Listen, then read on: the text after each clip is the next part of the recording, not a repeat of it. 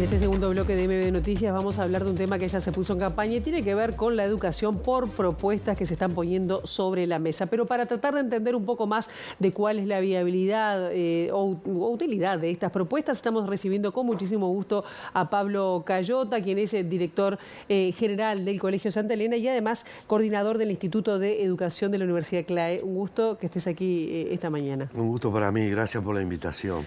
Bueno, lo que de alguna manera lo que primero te quiero preguntar es qué opinás con respecto a esta propuesta de, que hizo Álvaro Delgado, de dar un bono económico, un premio a quienes terminen el liceo, egresen en los quintiles más bajos. ¿Esta es una buena medida, es una solución? ¿Cuál es la opinión de un académico en educación?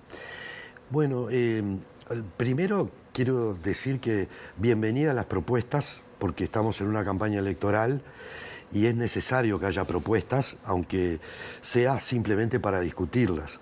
Y sobre todo, propuestas en educación que ha estado bastante fuera de foco en la campaña y que a partir de ahora parece entrar a discutirse, y eso es bueno para la educación. Junto con eso, además, decir que efectivamente esta propuesta apunta a uno de los problemas estructurales de más largo plazo y más importantes que tiene el sistema educativo uruguayo, que es el egreso de bachillerato y la inequidad en ese egreso y el déficit de egreso.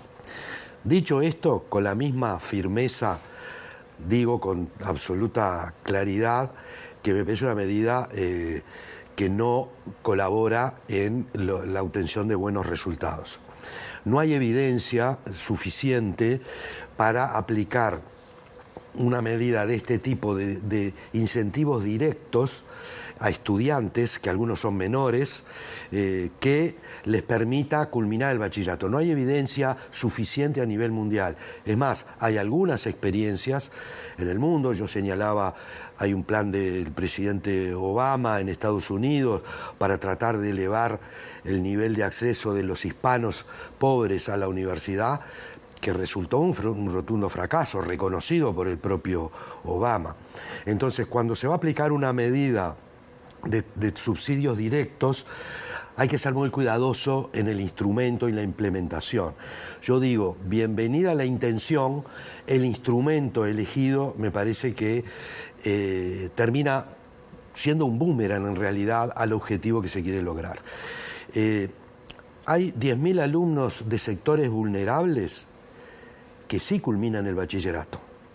¿Qué le vamos a dar a ellos?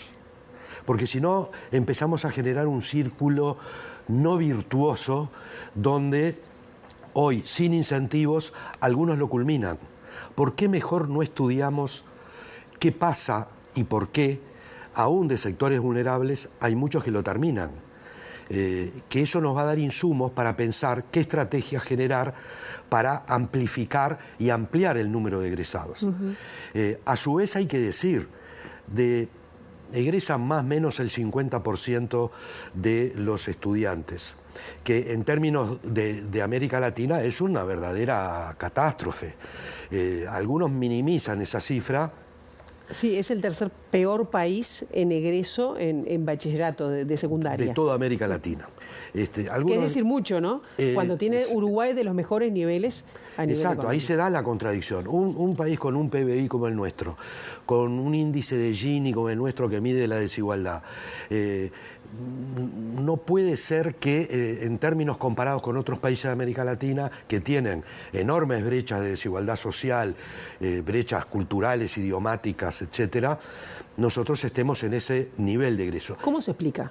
Bueno, algunos sostienen que a pesar de eso tenemos muy buenos resultados en las pruebas PISA en términos comparativos internacionales. Eso es verdad. Lo que sucede es que si uno abre las pruebas PISA, esconden un promedio que en términos promediales estamos en buenos niveles en América Latina. Pero al abrir esos promedios de resultados, ¿con qué nos encontramos? Con que tenemos estudiantes que rinden como los países de la OCDE, países ricos, y tenemos estudiantes que rinden como estudiantes de países africanos de los más pobres. Entonces, esa brecha hace que en el promedio, como dice el dicho, los petizos nos hundimos. Claro. Y además las pruebas PISA se hacen sobre gente, sobre estudiantes que están en el sistema. Que están dentro del sistema. ¿Qué pasa con la expulsión? ¿No se ha solucionado ese 50% que no egresa, los que el sistema expulsa antes? ¿No? ¿Qué manera hay para abordar esa situación? ¿Por qué no terminan? Si es que además la plata no sería un incentivo.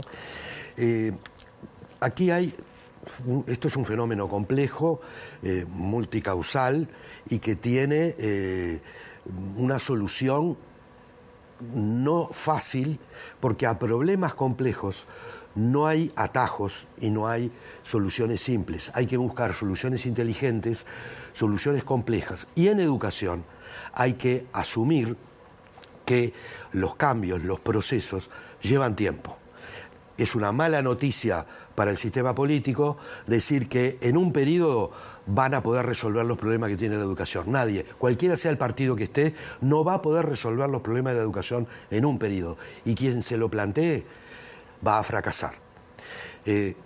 A la vez, la buena noticia es decir que es posible solucionar este problema si logramos acuerdos de largo plazo que permitan sostener algunas políticas en el tiempo, que es lo que verdaderamente provoca cambios en la educación. Nosotros podemos decir que ha mejorado en el tiempo el nivel de egreso, ha mejorado en el tiempo el nivel de permanencia, se ha ido achicando la desvinculación, pero a una velocidad que a veces me gusta decir tan uruguaya, tan lenta, que hace que los derechos de niños y adolescentes de estas generaciones se vean afectados. Entonces, es urgente, pero como dice el dicho, vístame despacio que estoy apurado. Es imprescindible y urgente encarar medidas, pero con perspectivas de largo plazo. Claro, ¿y cuáles podrían ser esas medidas de shock? Porque estamos hablando de que 50% prácticamente no termina el bachillerato. Yo creo que hay varias medidas. Algunas tienen que ver con modificar lo que se llama la caja negra del sistema educativo. Nosotros tenemos que profundizar cómo mejoramos el vínculo pedagógico profesor-alumno. Ese es un proceso que implica generar centros educativos con permanencia de los docentes en el centro, con tiempo, no solamente para dar clases, sino además para preparar, trabajar de manera colaborativa, para tener tutorías, acompañamientos individuales, atención a las familias, para que el docente se forme frente a estos nuevos desafíos en el centro, lo que llamamos la formación situada, y de esa manera crear centros educativos creativos que sean capaces de construir sentido. Solo comunidades docentes fuertes y con mucho respaldo, con equipos multidisciplinarios que apoyen las estrategias pedagógicas, vamos a poder de verdad mejorar los aprendizajes. Y además de los egresos, porque junto con los egresos hay que mejorar los aprendizajes, porque mejorar los egresos es relativamente sencillo. Modifico la normativa de pasaje de grado y eso tiene un impacto inmediato, lo demostró estos resultados del monitoreo educativo. Y si yo restringo nuevamente las medidas administrativas y hago más difícil el pasaje de grado, o nuevamente caen los egresos. Es lo que ha pasado en estos años. Entonces, mejorar egresos, mejorar aprendizajes, y esos centros educativos tienen que además tener apoyo de distintos organismos del Estado en el territorio. Articular políticas alrededor de los centros educativos del Ministerio de Salud Pública, del Ministerio del Interior. Bueno, de alimentación también, que es otro de los problemas que ha surgido como escandaloso. Como un problema. Hay alimentación a nivel de primaria, no lo hay tanto a nivel de secundaria. La buena noticia también es que el tiempo completo, más allá de discusiones que podamos tener, el tiempo completo ha demostrado ser un instrumento eficaz, tanto en primaria como ahora en secundaria, en los que eran los centros de tiempo completo en el periodo anterior, lo que son los María Espínola en este momento. Ahora, yo le quiero preguntar, tenemos que ir redondeando, pero hay investigaciones que dicen que la principal como desmotivación, es decir, que no le es rentable, por decir de alguna manera, a muchas personas, a estudiantes, sobre todo de contextos más vulnerables, terminar el liceo, que por eso es que no se termina, que no es que consigan mejores trabajos. ¿Qué dice a eso? Porque eso es una cuestión que determina el terminar o no el liceo, pienso, una de ellas. Ahí hay un tema complejo que tiene que ver con la economía y con la sociedad, que es el siguiente. Nuestro bachillerato está muy enfocado exclusivamente a la universidad. Y eso está bien en el sentido de que los que quieren acceder a la universidad tienen que transitar por ese bachillerato y para ellos tiene un sentido muy profundo y muy importante cursarlo. Cuando hay motivación, esa motivación genera mejoras en el egreso y en los aprendizajes.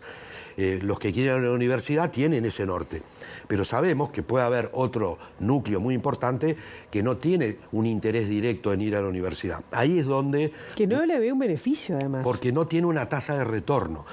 O sea, yo puedo conseguir un trabajo a nivel de ciclo básico, lo que era el ciclo básico, hasta noveno hoy, sí hay indicios de que culminar el ciclo básico tiene un beneficio en relación a los que no lo tienen. En relación al bachillerato eso todavía no está demostrado, pero cuidado con dar un mensaje de que no vale la pena estudiar, porque el mundo... No es lo que pretendía. No, está claro, pero lo aclaro porque a veces... se puede distorsionar esta causa y sacar conclusiones erróneas. De lo que se trata es de mejorar la calidad del egreso, porque en el mundo y en el Uruguay los que terminen y tengan mayores estudios tienen mejores trabajos, mejores remuneraciones y además nos permite a todos los uruguayos como sociedad mejorar. Hay demandas insatisfechas en determinados sectores laborales por falta de capacitación, por falta de lo que se llama, algunos economistas llaman capital humano. Entonces, tenemos un problema de formación. Entonces, se trata de mejorar la calidad de lo que hacemos. Claro. ¿Y hay condiciones en Uruguay, y con esto cerramos, para generar ese amplio acuerdo que mejore a largo plazo el tema educativo que no se está logrando? Ojalá, quiero creer que sí. Los hechos hasta ahora han demostrado que eso no ha sido posible. Ha habido más impericia política que técnica. ¿Qué quiero decir con esto? Ha habido más dificultad a nivel político para generar acuerdos y darle sostenibilidad a algunos programas, porque yo creo que no se van a poder poner de acuerdo en todo. No sería deseable tampoco, porque el conflicto es parte de la vida social. Pero lo que yo propugno es un pacto político y social por la justicia educativa de mínima. En matemática podríamos decir, usemos el mínimo común múltiplo, porque eso multiplica, y no el máximo común divisor, porque ahí no nos vamos a poner de acuerdo en todo. Pablo Cayota, un gusto haberte tenido esta mañana. Un gusto para mí, gracias.